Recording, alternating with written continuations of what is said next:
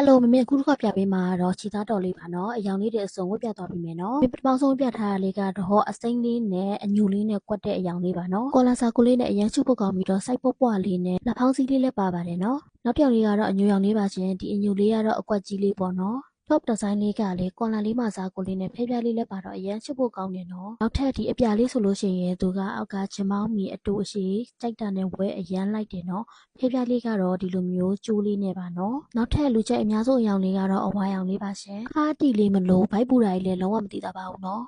ပန်းရောင်ကိုအရန်လေးလေးကြီးမကြိုက်ဘူးဆိုလို့ရှိရင်တော့ဒီအယောင်လေးယူနော်ဒီအယောင်လေးကပန်းလေးကိုအညိုလေးနဲ့ဆက်တဲ့ကာလာလေးပါနော်အသားအနီးကနဲ့အယောင်လေးကိုမင်းမင်းတေချာလေးပြတ်ထားပြီးရနော်အယောင်ငင်ငင်လေးကြိုက်တဲ့သူလေးတွေအတွက်ဆိုလို့ရှိရင်တော့ဒီအသားရောင်လေးကအရန်အဆင်ပြေတယ်နော်အသားလေးကလည်းချီသားအီးအီးလေးမလို့ဝေးရတာအရန်ကောင်းတယ်နော်မင်းမင်း top design လေးကိုတေချာလေးပြပေးပါမယ်အင်ဂျီလေးကဒီလိုမျိုးကျဲသီးလေးကအရှင်လေးပါနော်နောက်ကျော design လေးကတော့ဒီလိုမျိုးကော်လန်ပြားလေးလည်းပါပါသေးတယ်ရှင်ဒါလေးကရင်90ပေါင်200ကျော်ထိရတာကို2000